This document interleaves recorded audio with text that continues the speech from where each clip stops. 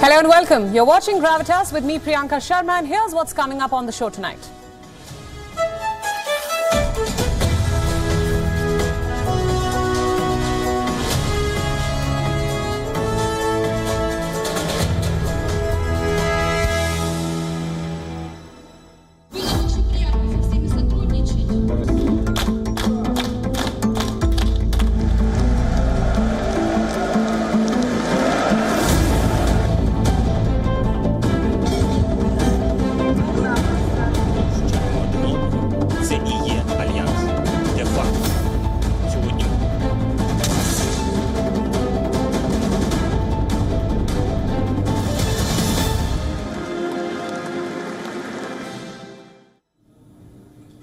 There's a big party underway in Moscow's Red Square. You have to see it to believe it. Why the celebrations? Because Vladimir Putin has announced the annexation of 4 areas of occupied Ukraine. Earlier in the day, there was a formal ceremony to mark the absorption of nearly a fifth of Ukraine's territory into Russia.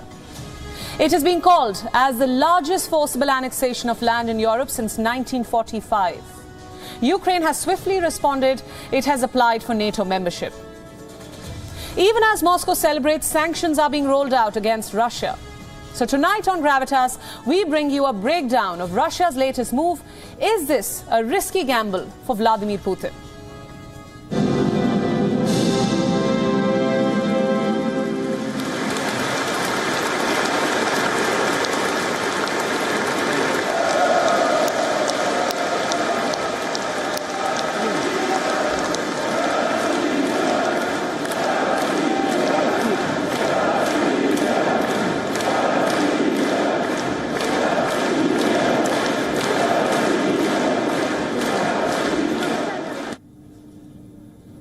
It has happened. The annexation of 4 Ukrainian territories is now complete. A few hours back, the Russian President Vladimir Putin made it official. He gave a speech. He dared the West and set the terms of engagement with Ukraine. The international community has unanimously rejected these referendums. They have been called a sham. Even the UN doesn't back them. But the condemnation has had little, or we would say no, impact on Russia. Ukraine is now making swift moves. A short while back, it applied for a NATO membership. Kiev says it is applying to join the military alliance through an expedited procedure. My question is, how will Vladimir Putin react to this? What does he plan to do next? After Crimea, will Putin get away with this move too? And this is our cover story tonight.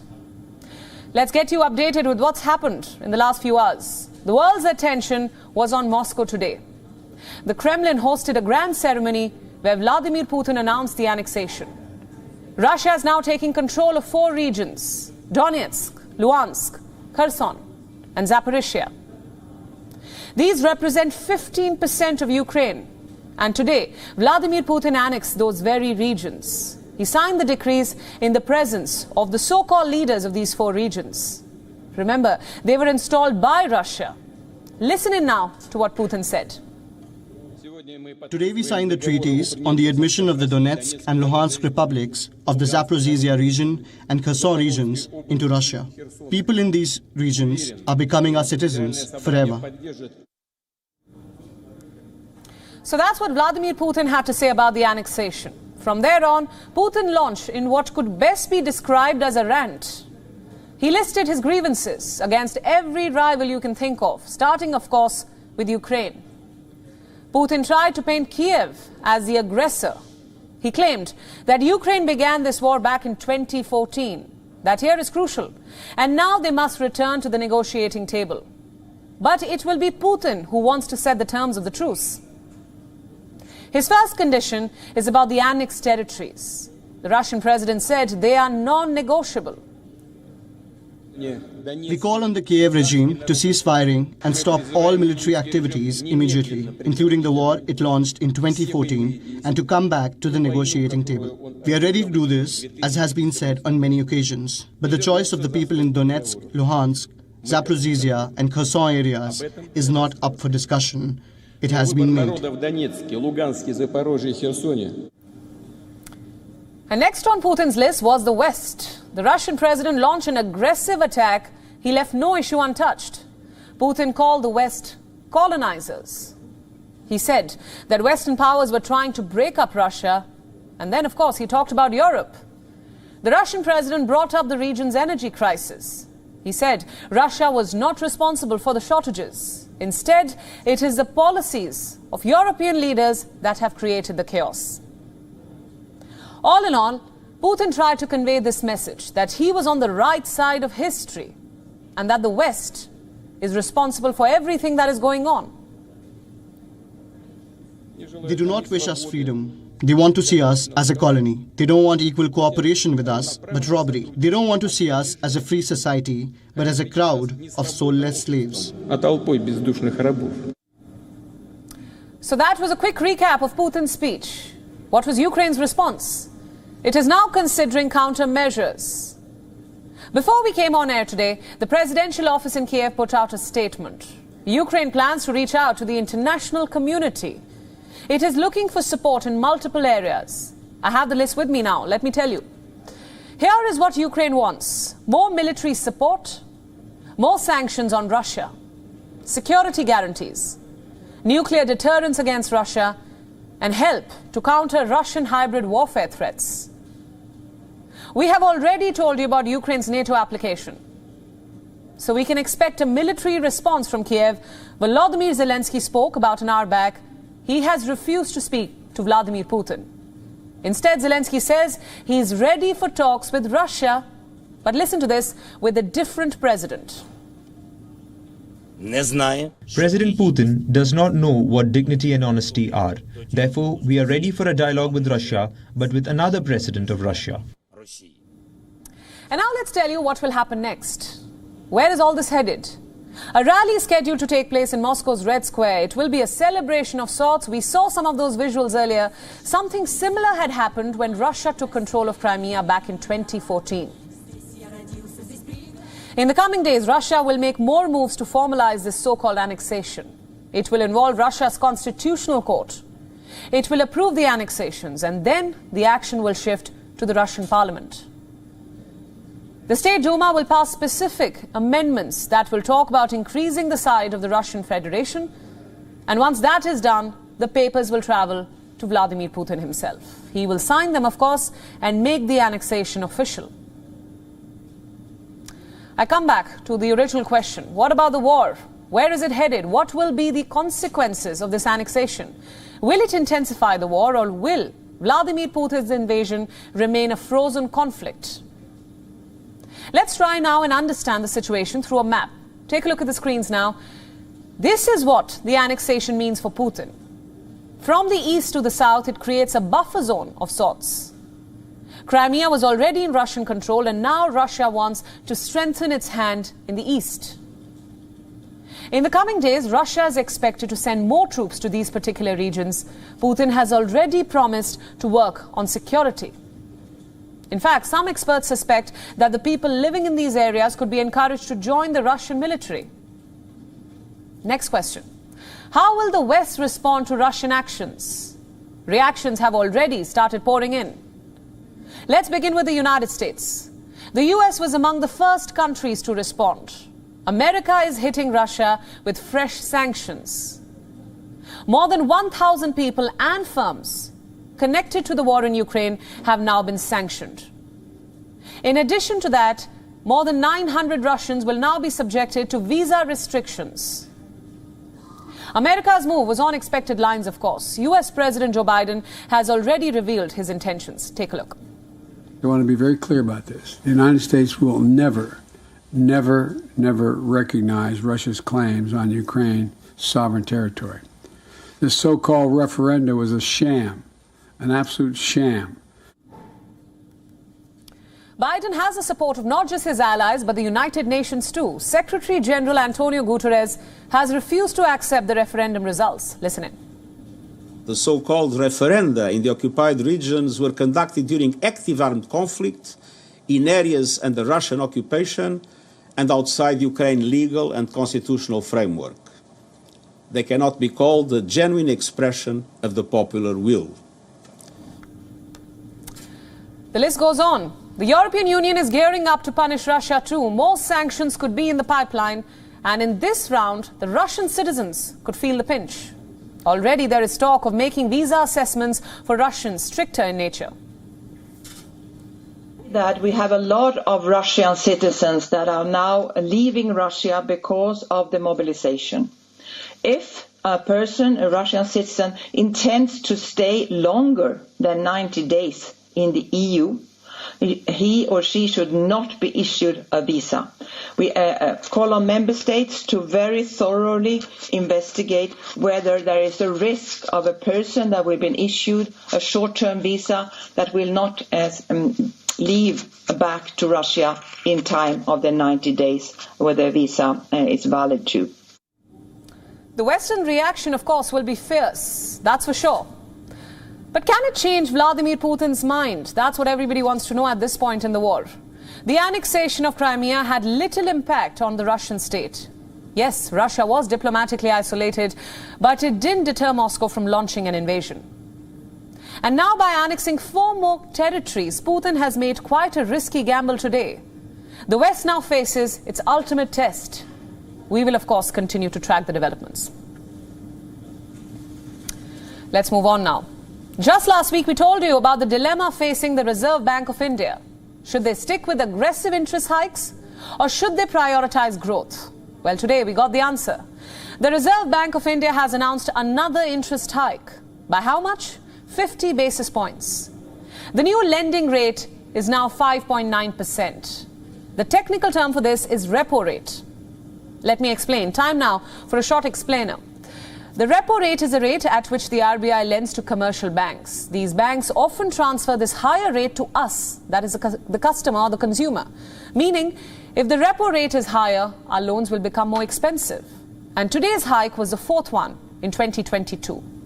The RBI has consistently increased the interest rate to curb inflation. The first such hike was in the month of May.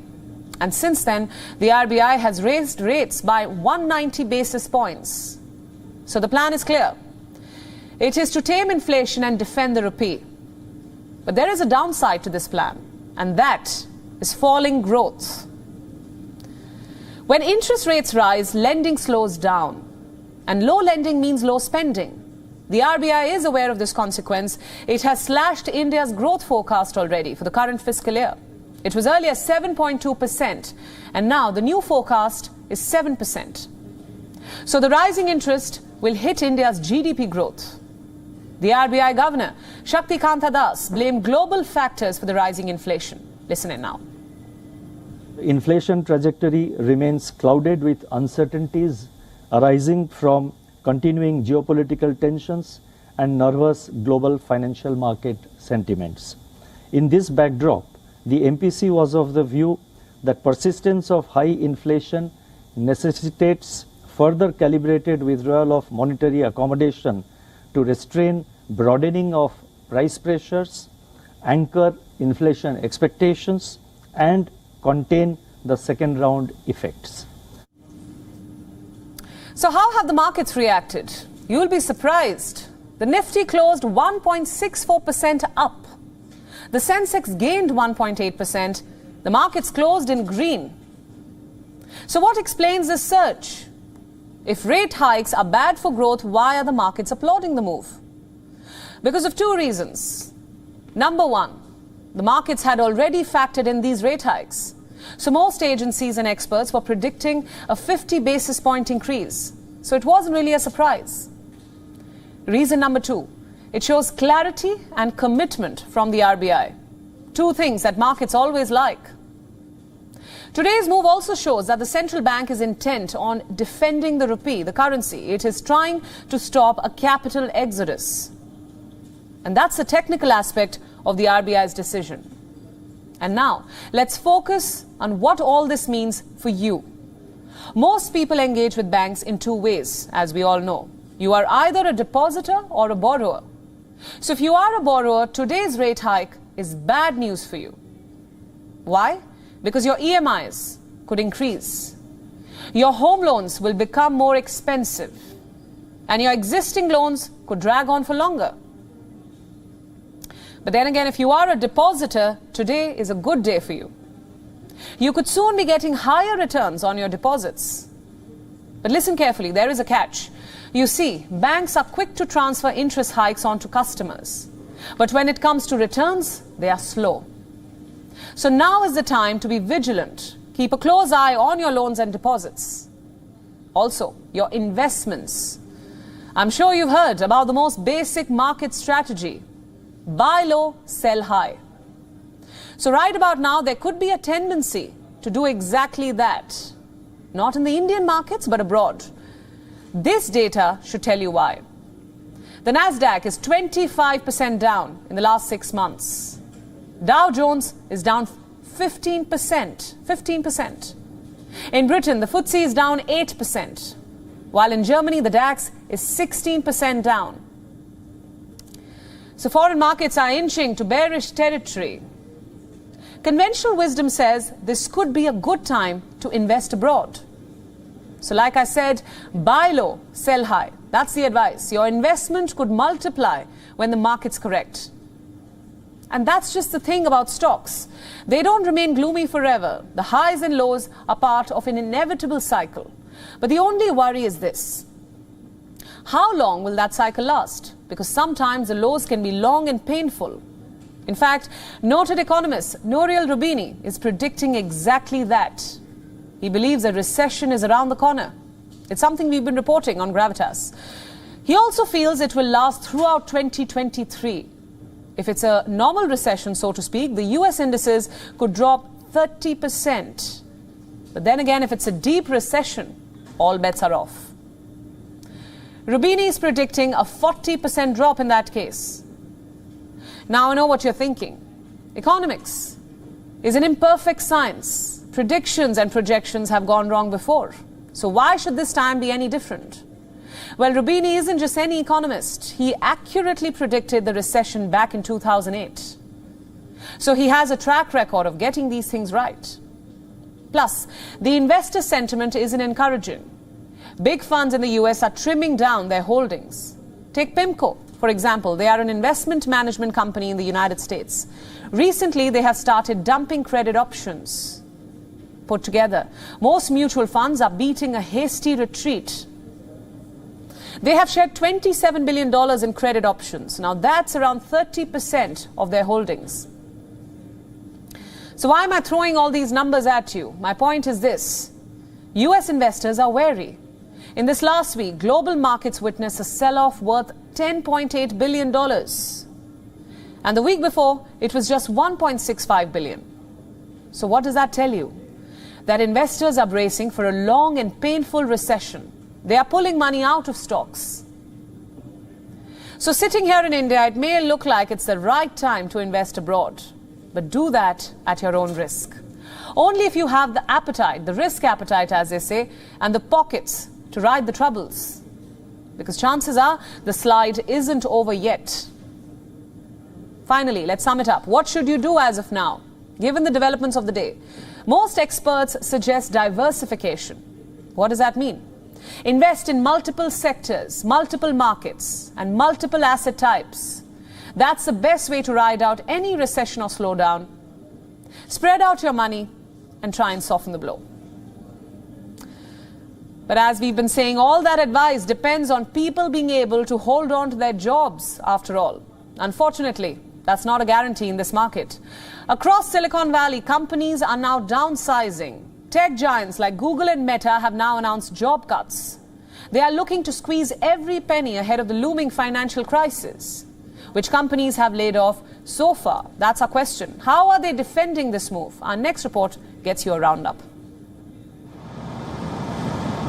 Silicon Valley. It is the engine of America's economic growth. But right now, it is stuttering. Cost-cutting is now officially hitting the tech industry. Social media giant Meta is downsizing. Its CEO, Mark Zuckerberg, has announced sweeping plans. Internal company teams are being reorganized, budgets are being reduced, and employees are being laid off. The immediate plan is to slash hiring of new employees. Plans to hire engineers will be slashed by at least 30% this year. Zuckerberg didn't shy away from revealing the reasons behind this move. He says an uncertain macroeconomic environment has made the changes necessary. While speaking to employees, Zuckerberg said he was hoping that the economy would stabilize, but it hasn't. Meta has been facing some tough times. The price of the company's shares have fallen 60% so far. One of the key reasons for that is falling revenue.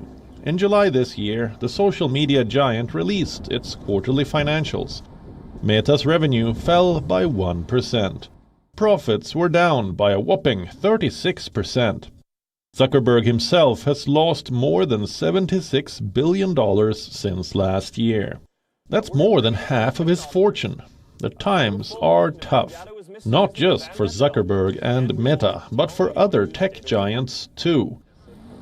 Reports say search giant Google has already begun laying off employees. The company runs a startup incubator within the organization. It's called Area 120. It has more than 100 employees. Google is said to have cancelled a number of Area 120 projects.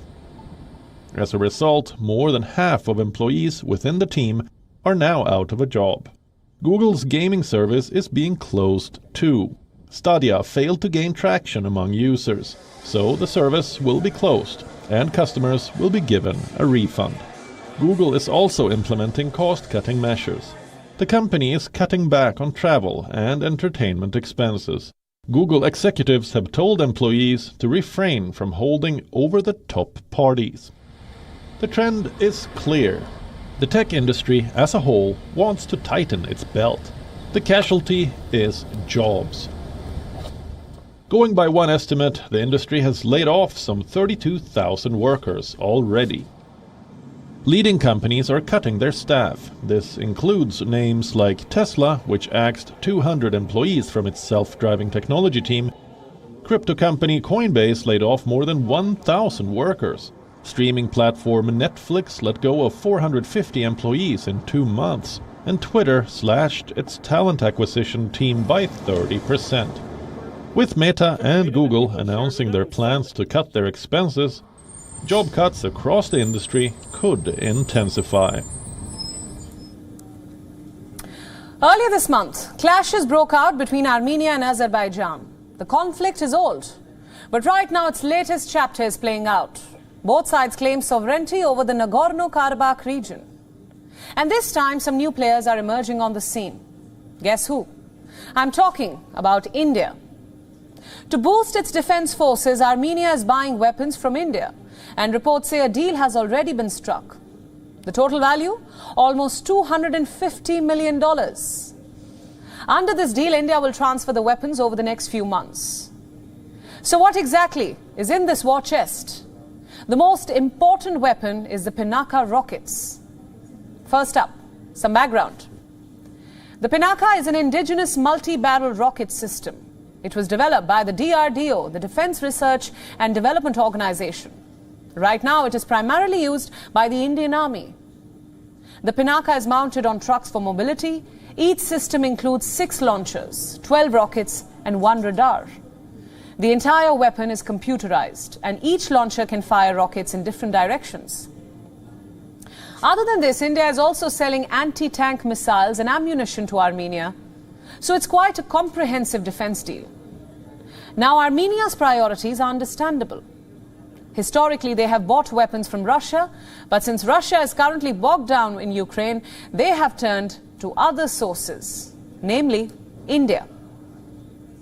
The question is, what's in it for New Delhi? Well, broadly speaking, 2 things. Number 1, a big boost to defense exports. India is hoping to become a seller in the global weapons market.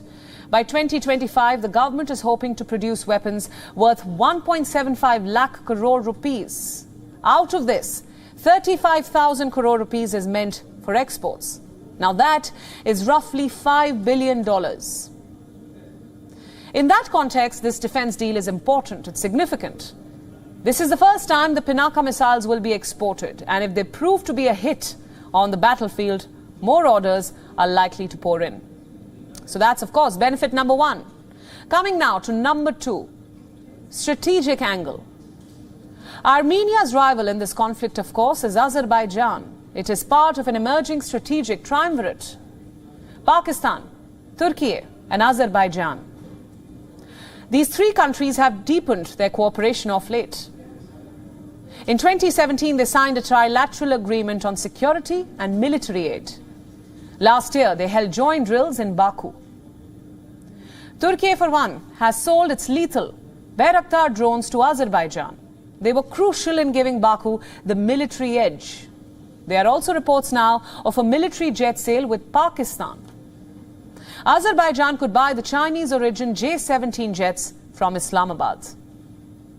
And politically too, there is unity among the three. Let's explain. Turkey and Pakistan support Azerbaijan's position in the ongoing conflict. They recognize Azeri claims in Nagorno-Karabakh.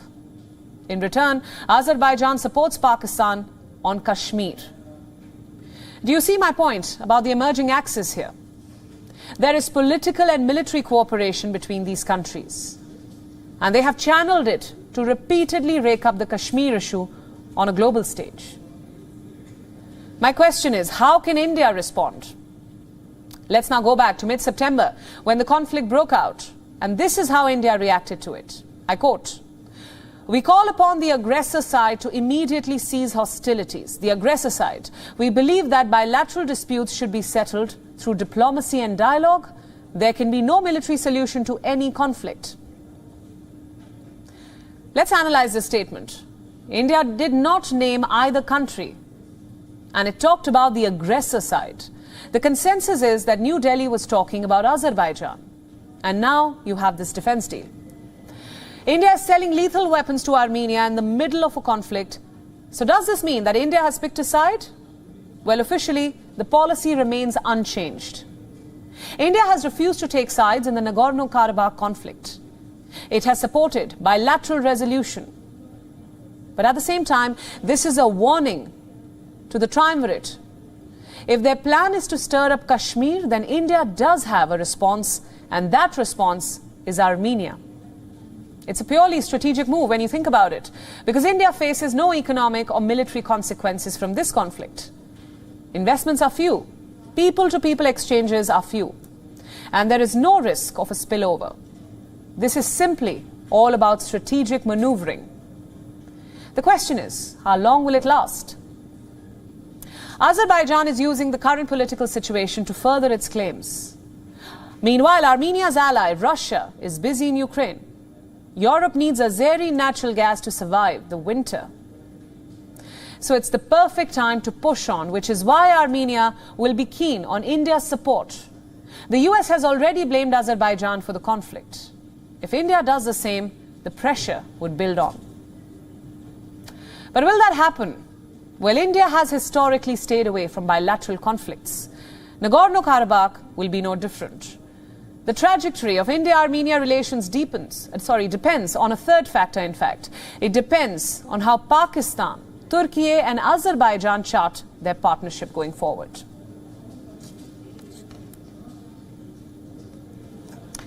Right, let's move on. Our next story is from Brazil, the land of coffee, samba, and football. In 2 days from now, Brazil is going to polls, the most crucial polls in recent history. Why do I say this? Because Brazil is a South American powerhouse. It has the biggest economy in the region, with the largest gross domestic product. So what happens here will have an impact on the rest of the region too. For instance, on countries like Mexico, Argentina, Colombia, and Chile. So if we go by conventional wisdom, the fate of all these countries happens to be intertwined with Brazil. Now that's one reason. Another reason is the kind of attention these elections are gathering at the moment. The presidential battle is not just playing out within the country, but also in other parts of the world, with many global artists and celebrities extending their support to the candidates. Now, let me be honest, this is quite unheard of. So in the next 3 minutes, we'll try to understand the reasons behind this and tell you what's at stake in these elections. Let's now start with some FAQs. When are the elections? This Sunday, the 2nd of October. How many people are registered to vote? More than 156 million. What is the minimum voting age? 16 years. How many seats will the elections be held on? All 513 seats in the Chamber of Deputies, the lower house of Brazil. In addition, 27 out of 81 seats in the Federal Senate, which is the upper house of Brazil. How will the elections be held? In 2 rounds. The first round is this Sunday. If no candidate gets a majority, there will be another round on October 30th. And lastly, how many candidates are contesting? A total of 11. But the main battle clearly is between 2 political heavyweights. The incumbent president Jair Bolsonaro and former president Luiz Inácio Lula da Silva. Bolsonaro needs no introduction. He's a right-wing former military officer who has ruled Brazil since 2019. Da Silva, on the other hand, is a left-wing political leader. He was Brazil's president from 2003 to 2010. Now, if you look at their track record separately, Bolsonaro has often been called the Donald Trump of the tropics, a strong man who believes in speaking his mind. And unlike many Brazilian politicians, Bolsonaro's track record is currently clean. He has never been charged with corruption. That said, Bolsonaro is also a polarizing figure, to say the least. His policies on the environment, his views on homosexuality, and his science-defying statements, they've all often put him at the receiving end of people's ire. His track record during the pandemic, plus Brazil's flailing economy, have further dimmed his prospects. His opponent, meanwhile, let's talk about him, Da Silva. He's seen as a mature statesman by many. He enjoyed great public support during his time in office. He also implemented several policies that propelled an economic boom in Brazil. It's something the voters are eyeing. That said, Da Silva has often been accused of corruption. He has been charged with money laundering on some occasions. He has even been sentenced to prison by Brazilian courts. But last we checked, most charges against him had been dropped. So who among the two has the edge? If we go by opinion polls, Da Silva is leading. His polling aggregation stands at 46.7%. Bolsonaro is trailing at just 40.2%. The results for other opinion polls have been more or less the same. So what explains Da Silva's lead? Well, it could be anti-incumbency, or perhaps his campaign. It has managed to get support from a lot of A-listers. Take a look at the headlines on your screen now. A host of renowned Brazilian artists are doing Da Silva's bidding. Even global stars like Mark Ruffalo and Roger Waters have backed his campaign. And here we thought that general elections were a country's internal matter. Coming back to Bolsonaro now, he may be trailing in the polls, but he could still spring up a surprise, given the kind of political stunts that he's pulled off or is pulling off. Case in point, this video he shared recently, a video of an endorsement from none other than football star Neymar. Yes, the Paris Saint-Germain striker, and arguably Brazil's biggest celebrity. He is supporting Bolsonaro's bid for re-election. He can be seen flashing 22 in this video, which of course is Bolsonaro's candidate number. Take a look.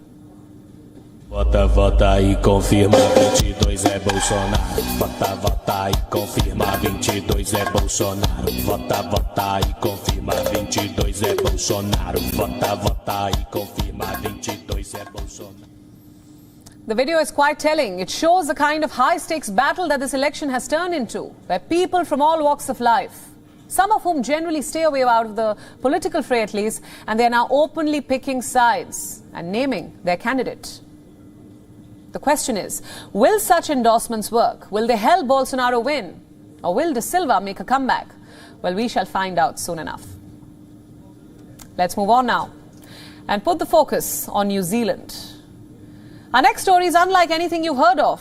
A new advertisement in New Zealand aimed at raising awareness about hepatitis C has now infuriated many people in the country. Why? Because the ad shows supposed patients flipping their middle finger at the camera. Why would they do such a thing? To make people get their fingers pricked for a blood test. Unfortunately, not everyone was impressed at the creativity or the messaging.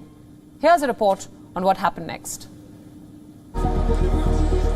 Advertising can be a tricky business. In best cases, an ad can leave you emotional. In worst cases, it can leave you feeling disgusted. A new advertisement in New Zealand has surprisingly sparked both reactions. It has touched some people and offended many others. Why? Watch this.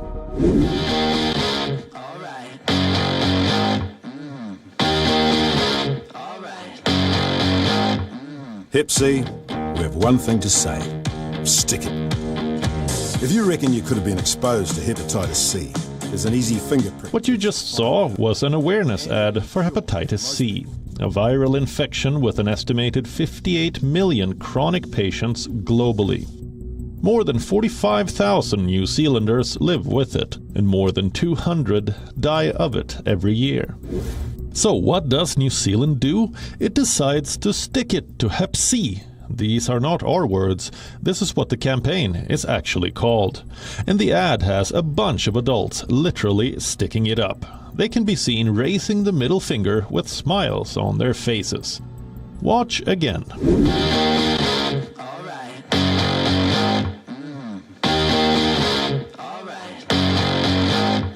Hep C, we have one thing to say.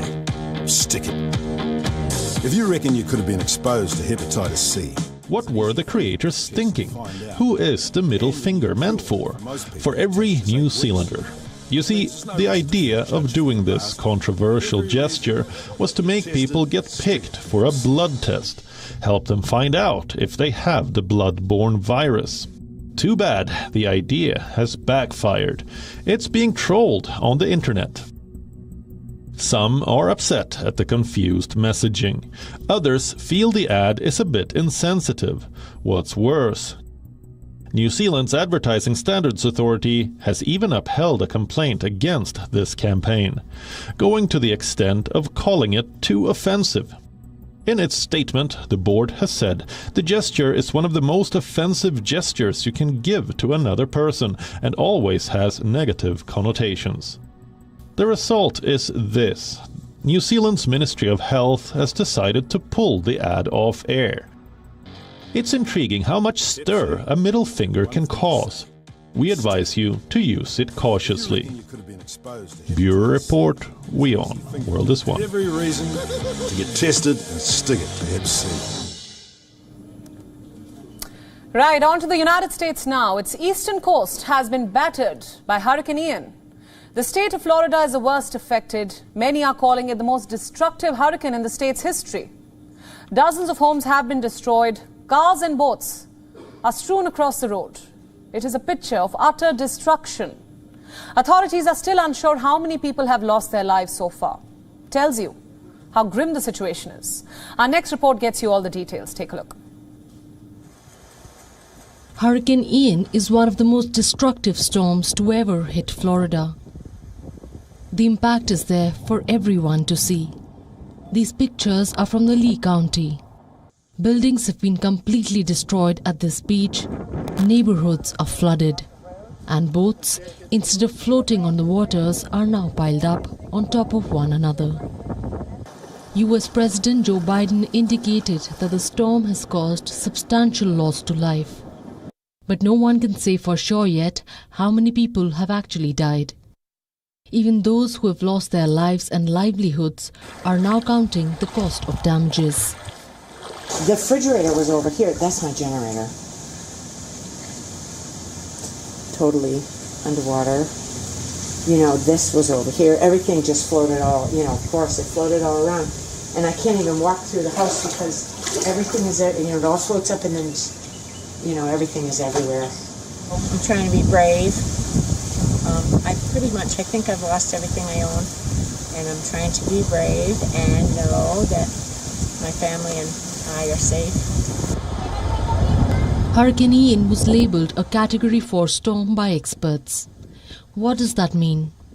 Hurricanes are measured on the Saffir-Simpson Hurricane Wind Scale. The scale has 5 ratings. Number 1 is supposed to be the weakest storm and number 5 the most powerful. Hurricane Ian was ranked 4 on the same chart. So technically, it wasn't the most powerful hurricane. But ratings can be misleading. They do not even begin to describe the devastation such storms might cause. In reality, the twisters are getting more and more fierce with every season in America. Hurricane Ian is the 9th Category 4 or 5 storm to hit the United States mainland in the last 50 years. Out of the 9 storms, 6 have made a landfall in just last 5 years. They are Hurricane Irma in 2017, Harvey in 2017, Michael in 2018, Laura in 2020, and Ida in 2021. Florida is now quickly becoming the frequent target of this. Out of America's 9 most powerful storms, 5 have made landfall along the Florida coastline. Hurricane Ian is the latest addition to that list. It has left the American state devastated. Some estimates have come out. Experts say the storm will cause catastrophic economic losses. They could be anywhere between $60 and $70 billion. Cuba's damages could be even more significant. In Havana, the storm has snapped power lines. Several homes are living in darkness for days. Residents have found a unique way to protest.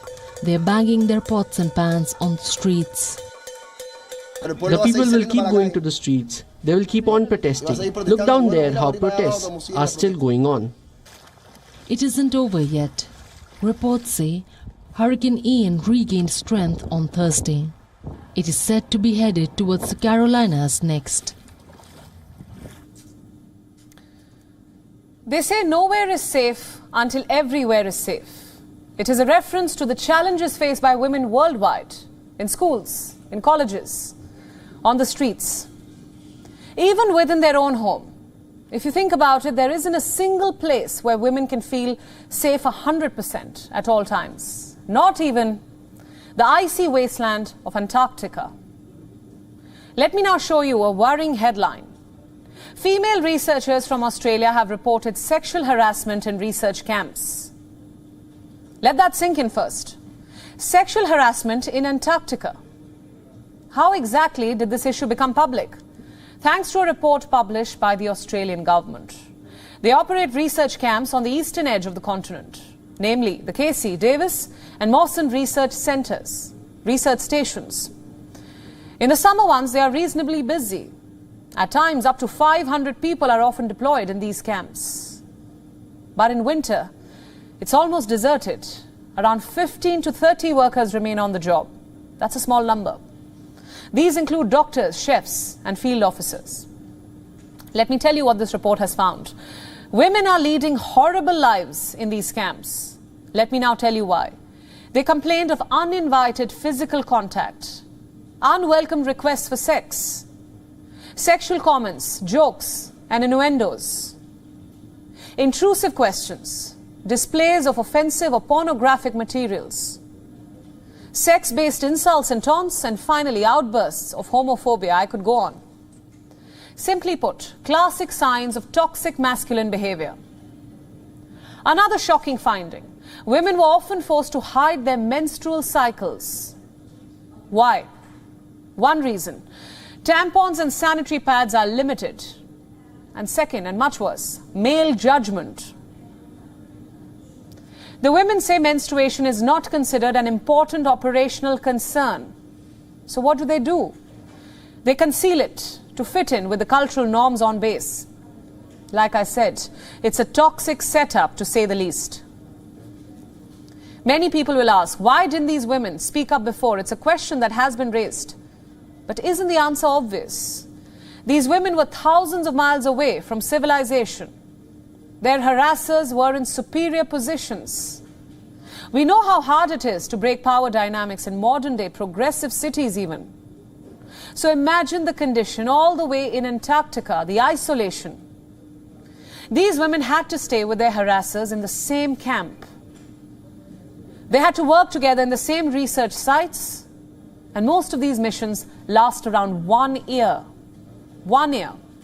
So for this entire period, they suffered in silence. The question is, how can we solve this? Is there a solution?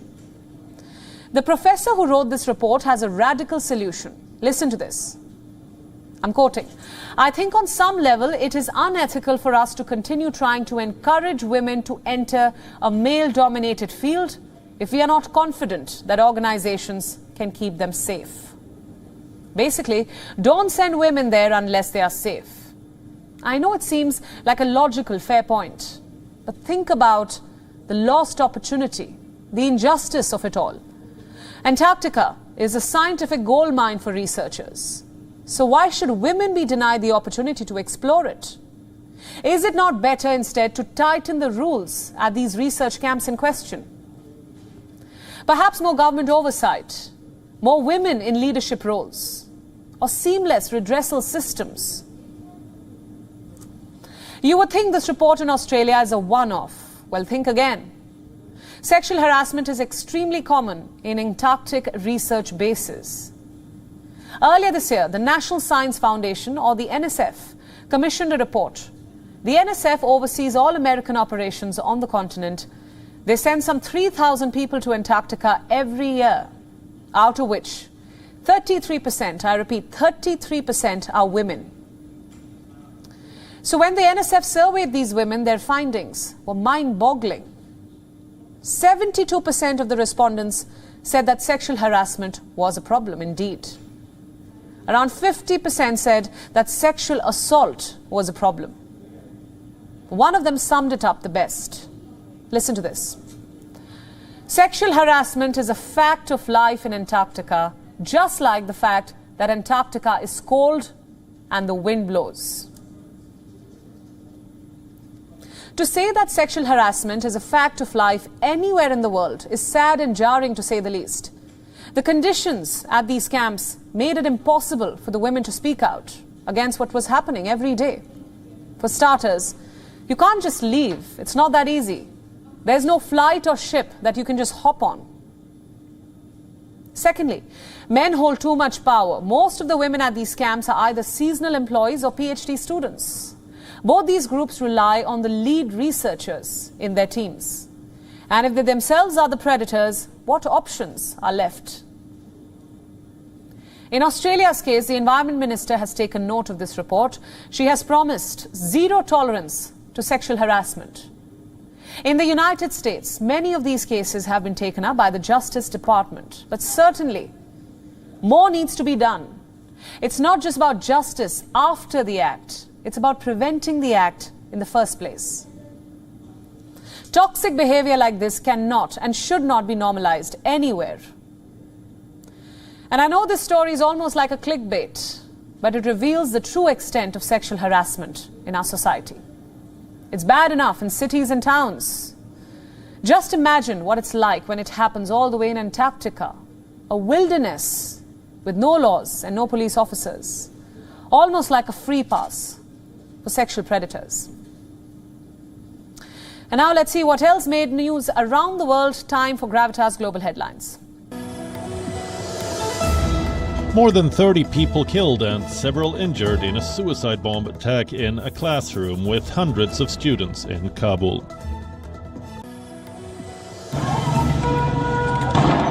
Iranian security forces opened fire on angry protesters as street violence sparked by the death of Kurdish woman Mahsa Amini enters the third week. Burkina Faso's military leader said he was in talks to restore calm after gunfire and a blast in the capital raised fears of a second coup in 8 months. A Swedish-Danish report says the 4 leaks in the Nord Stream pipelines were caused by underwater explosions corresponding to hundreds of kilograms of explosives. The European Union unveils tighter visa requirements for Russians that would make it difficult for them to enter the bloc, except on humanitarian grounds. Eurozone consumer prices skyrocket by a record 10% in September as inflation reached double digits on the back of soaring energy prices caused by Russia's war on Ukraine. Britain is not yet in recession, shows revised data in a boost for under-fire Prime Minister with Liz Truss. But its economy may still face a downturn on soaring interest rates. Australia will end the mandatory 5-day home quarantine for COVID-infected people from October 14th as the country scraps one of the last remaining restrictions. International chess body FIDE has formed an investigatory panel to probe the cheating allegations leveled by world champion Magnus Carlsen against American teenager Hans Niemann. The 3-member panel will look at available data and evidence and also look into Niemann's admission of cheating during online games.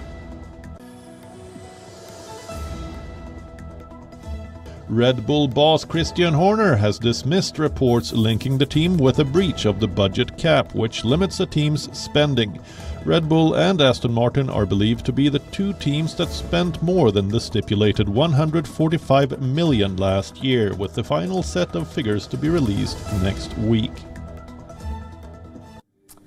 And with that, it's a wrap on Gravitas. We leave you always with Gravitas images. Thanks for watching the show with me, Priyanka Sharma.